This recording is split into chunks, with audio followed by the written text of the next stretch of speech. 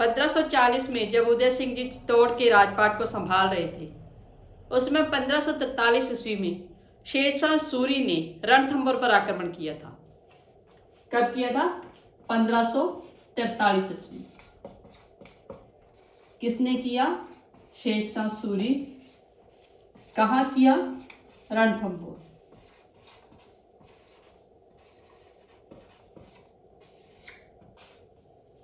रणथंभौर पर आक्रमण किया। उस समय रणथंभौर के किले की किलेदारी यानी किले का संरक्षण था जो भारमल कावड़िया जी के हाथ में था।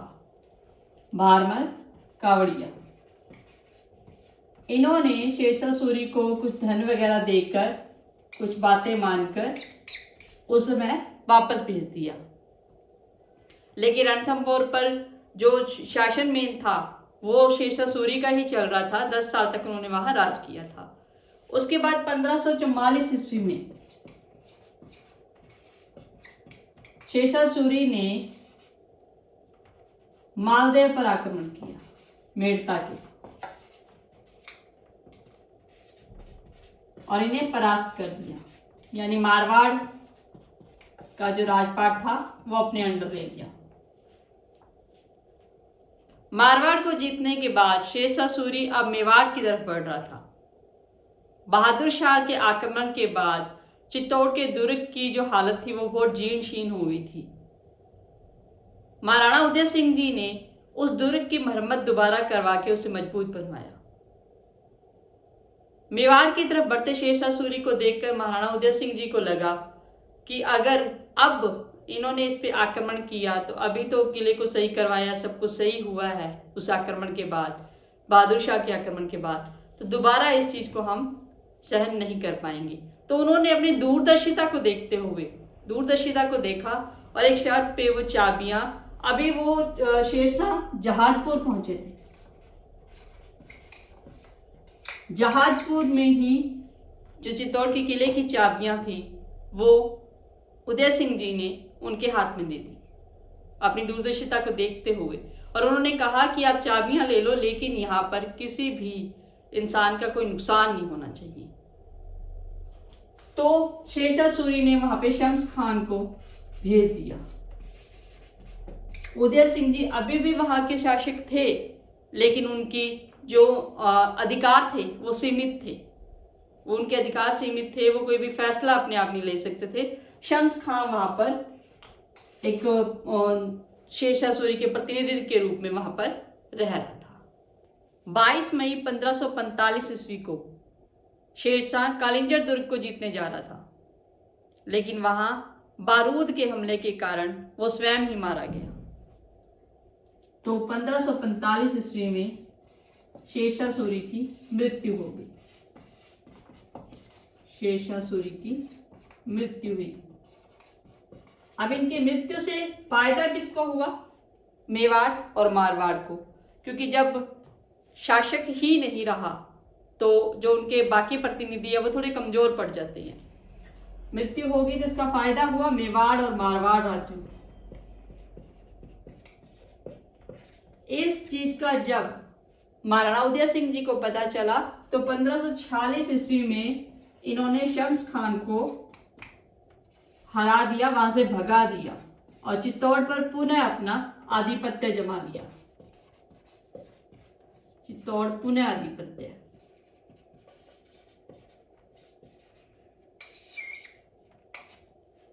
ये थी उदय सिंह जी की दूरदर्शिता। महाराणा उदय सिंह जी ने दूरदर्शिता दिखाते हुए उस समय चाबियां दे दी, लेकिन बाद में मौके को देखते हुए चित्तौड़ पर आधिपत्य पुनः जमा दिया।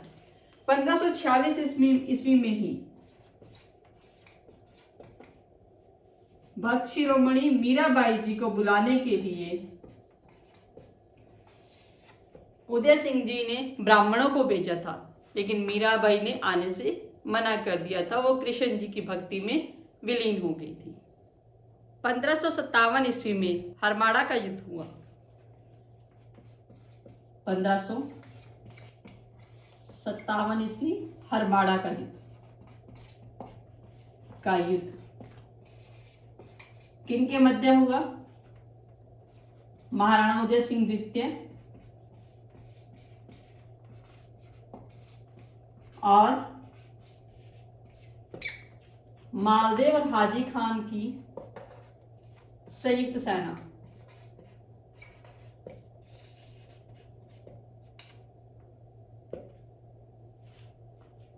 इस युद्ध में महाराणा उदय सिंह जी का साथ मेड़ता के शासक जयमल जी ने दिया।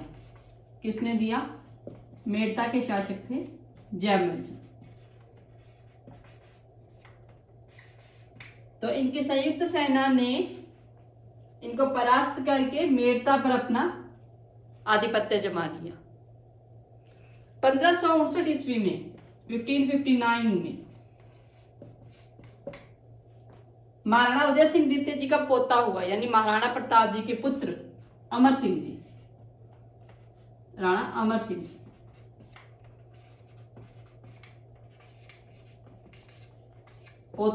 पोता होने की खुशी थी तो दर्शन के लिए चलते हैं। एकलिंग जी के दर्शन, जैसे आपको मैंने शुरू में बताया था कि यहाँ के जो शासक थे वो अपना राजा एकलिंग जी को मानते थे और खुद को उनका दीवान।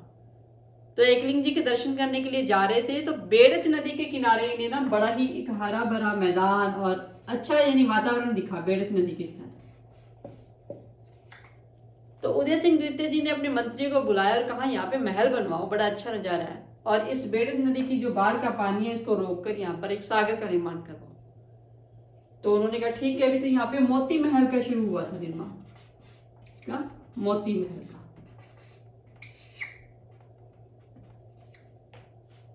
तो यहाँ मोती महल का निर्माण शुरू हो गया, लेकिन बाद में एक ऐसी घटना घटी जिससे मोती महल का जो निर्माण था वो अधूरा रह गया।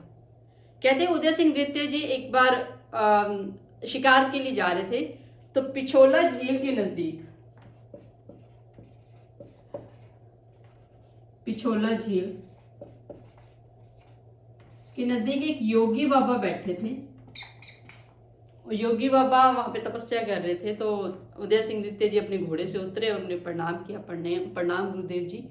तो उन्होंने उन्हें आशीर्वाद देते हुए कहा कि आप यहाँ इस स्थान पर एक नगर का निर्माण करिए। यहाँ जो नगर निर्माण होगा वो आपसे और आपके वंशजों से कोई नहीं छीन सकता। तो उनके अब पहले था भी मान सत्कार था भी, किसी साधु बाबा ने आज्ञा दी है तो हमें पूरी करनी चाहिए। तो उदय सिंह द्वितीय जी ने उसी पिछोला झील के नजदीक यहां से निर्माण रुकवा के यहां शुरू करवाया। तो वो आज का कौन सा शहर है हमारे राजस्थान में? उदयपुर। उदयपुर उदय सिंह जी ने 1559 में यानी 1549 में उदयपुर की स्थापना हुई, नींव रखी गई।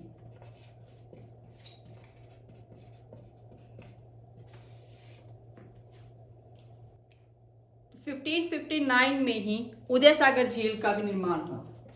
1559 में उदय सागर झील।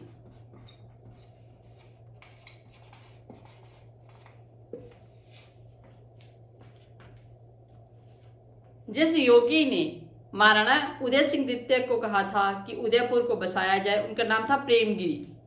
ये कभी क्वेश्चन आ भी सकता है कौन से योगी थे वो? उनका नाम था प्रेमगिरी। इन्होंने कहा भी उदयपुर बसाओ और उसको अपनी नई राजधानी बनाओ। ये तो थे भी उनके आदेशानुसार उदयपुर की स्थापना की गई, लेकिन इसके पीछे एक और रीजन था कि चित्तौड़गढ़ का दुर्ग है वो एक पहाड़ी पर है। तो जब भी कोई भी दुश्मन, कोई भी विरोधी, कोई विद्रोही जब चारों तरफ से इसकी घेरता है या नाकाबंदी करता है तो यहाँ पर रसद सामग्री, खाने पीने की दिक्कत आ जाती है। यहाँ तक वहां के कुओं में पानी तक खत्म हो जाता था, जैसा कि रतन सिंह रावल जी के समय में ये हुआ था। हर बार ऐसा होता है, इसी चीज का फायदा उठाते हैं दुश्मन, घेराबंदी कर लेते हैं, राशन पानी रसद सबकी प्रॉब्लम आ जाती है जनता को, और हार के क्या होता है? साका, क्योंकि और कोई रास्ता रहता ही नहीं है। तो ये बात उदय सिंह जी को ठीक लगी कि अगर उदयपुर बसा दिया जाए तो उदयपुर बसने के बाद ये सारी प्रॉब्लम नहीं होगी, क्योंकि घेराबंदी होगी भी तो रसद राशन पानी की दिक्कत नहीं होगी। तो उदयपुर को इसलिए बसाया गया था और राजधानी बनाया गया था। तो 1559 में उदय सागर जिला उदयपुर की स्थापना हुई।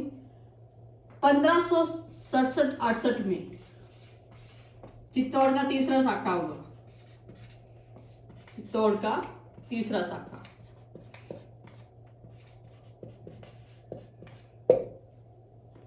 इस बार वहां के जो शुभ चिंतक, जो सरदार सामंत थे, उन्होंने कहा कि हर बार ऐसा होता है कि दुश्मन आता है और हमें जो भी है हमारा राजपाट हमारा छीनता है, नरसंहार करता है और चला जाता है।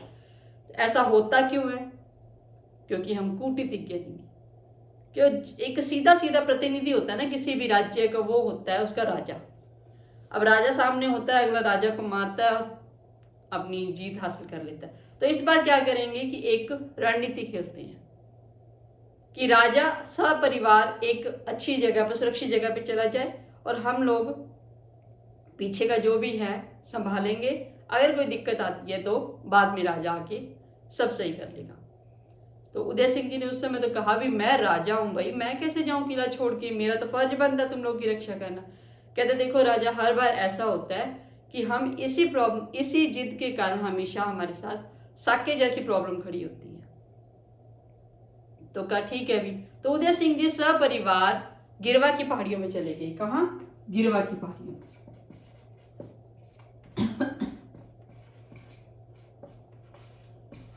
और ये जो यहाँ का प्रतिनिधि है, यानी जो किले की चाबियां हैं, किलेगढ़ का संरक्षक किसको बना के गए? जयमल मेड़तिया जी को। जयमल मेड़तिया।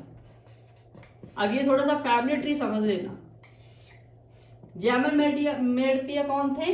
वीरमदेव जी के, मेड़ता के शासक वीरमदेव जी के पुत्र थे। अब मैं आपको ये बताती हूँ थोड़ा सा। मेड़ता के दो शासक, मेड़ता के कौन थे? वीरमदेव। भाई किसके थे? रतन सिंह। रतन सिंह की पुत्री कौन थी? मीराबाई, जिनका विवाह किससे हुआ था? भोजराज जी से। और वीरमदेव जी के पुत्र थे जयमल जी और इनकी पुत्री थी फूल कंवर। अब उदय सिंह द्वितीय जी जिन दो लोगों को संरक्षण देके गए थे वो थे जयमल जी मेड़तिया और दूसरे थे जयमल मेड़तिया पत्ता चुंडाव। पत्ता चुंडाव। और पत्ता चुंडावत की पत्नी कौन थे? फूल कंवर। फूल कंवर जी का विवाह पत्ता चुंडावत जी के साथ। तो अकबर ने भाई डाल लिया डेरा, बैठ गया बाहर। वो तोपे चलाया करे, दीवार तोड़ा करे। दीवार तोड़ूंगा तो अगले दिन दीवार कमजोर हो जाएगी और हम किले की दीवार तोड़कर अंदर घुस जाएंगे। तो दिन में तो अकबर दीवार तोड़वाता था और जयमल जी रात को फिर से उसकी रिपेयरिंग करवा देते, फिर से वो दीवार बनवा देते। अब अकबर जी को बड़ा हुआ यार, कमाल की बात है, मैं तोड़ता रहता हूँ, ये बनती रहती है क्या? तो इन्होंने एक गुप्तचर से देखा भी वो जयमल जी है जो रात में इनको दीवारों को दोबारा तैयार कर देते हैं। तो अकबर ने मौका देखकर जयमल जी पर गोली चला दी। गोली चला दी अपनी बंदूक से। जो अकबर के पास बंदूक थी उसका नाम था संग्राम। ये क्वेश्चन भी आ सकता है। अकबर की बंदूक का नाम क्या था? संग्राम। तो इन्होंने जयमल जी के पैरों में गोली मार दी जिससे जयमल जी घायल हो गए। अब ये सब जब एक प्रतिनिधि संरक्षण जो हमारा आगे का बेस है वो हिल गया तो थोड़ा डर तो लगता ही, अब क्या करें। तो उस समय हुआ चित्तौड़ का तीसरा साका। पत्ता जी की पत्नी फूल कंवर के नेतृत्व में जोहर किया गया और साका केसरिया बाना जो बांधा गया वो जयमल जी के नेतृत्व में। जयमल जी और पत्ता जी तैयार हो गए लड़ने के लिए। जयमल जी के पैरों में गोली लगी थी तो उन्हें ये था भी आज अपनी मिट्टी के लिए मर मिटने का दिन है, लेकिन मैं कुछ कर नहीं पा रहा हूं क्योंकि मैं घायल हूं, मैं करना चाहता हूं। तो उनके सेनापति थे कल्ला राठौड़, जो सेना का नेतृत्व कर रहे थे, सेनापति कल्ला राठौड़। वो कहते आप दुखी मत होइए, आप ऐसे कीजिए, मेरे कंधों पर बैठ जाइए और कंधों पर बैठ के हम 4 हाथों से लड़ेंगे। तो कल्ला जी राठौड़ को 4 हाथों का देवता भी कहते हैं। ये क्वेश्चन आ सकता है। 4 हाथों वाला देवता, 4 हाथों वाले देवता। सही बताओ तो कभी कभी ऐसे लगता है ये जो साउथ इंडिया वाले ना कुछ हमारी हिस्ट्री ज्यादा ही पढ़ रहे हैं। अब ये जो RRR मूवी में एक सीन था जिसमें जूनियर NTR के कंधों पर वो रामचरण जी बैठे हैं और बड़ा अंग्रेजों के साथ लड़ाई कर रहे हैं, तो उन्हें देखकर कहीं ना कहीं ये लग रहा था भी कहीं इन्होंने यही हिस्ट्री तो कॉपी नहीं की भी कल्ला जी राठौड़ के ऊपर कंधों पे जयमल जी बैठे हैं। चलो वो तो बॉलीवुड की बातें, हो सकता है हिस्ट्री पढ़ी हुई हो, अच्छी मूवी है वो भी। तो कल्ला जी राठौड़ और जयमल जी 4 हाथों से जो संहार किया, मुगल डर गए देखकर। पत्ता और जयमल जी वीरगति को प्राप्त हुए हनुमान पोल पर, भैरव पोल और हनुमान पोल के बीच। पहले ही बताया हनुमान पोल, भैरव पोल ये क्या होते थे, दरवाजों के नाम थे। भैरव पोल वीरगति को प्राप्त हुए। कहते हैं जब कल्ला राठौड़ जी, जयमल जी जब ज्यादा थोड़े सीरियस हो गए तो कल्ला राठौड़ जी उन्हें कंधों से उतार कर उनका थोड़ा सा उपचार कर रहे थे ताकि खून वगैरह बहना बंद हो जाए, तो किसी ने पीछे से धक्के से आके कल्ला राठौड़ जी की गर्दन काट दी थी। तो कल्ला राठौड़ जी का धड़ लड़ता रहा और इस दृश्य को देखकर खुद मुगल साम्राज्य की जो सेना थी ना वो दरदरा गई थी। तो अकबर पत्ता और जयमल जी की इस वीरता से इतना प्रभावित हुआ कि उसने आगरा में इनकी मूर्तियां लगवाई थी, पाषाण मूर्तियां, हाथी पे बैठे।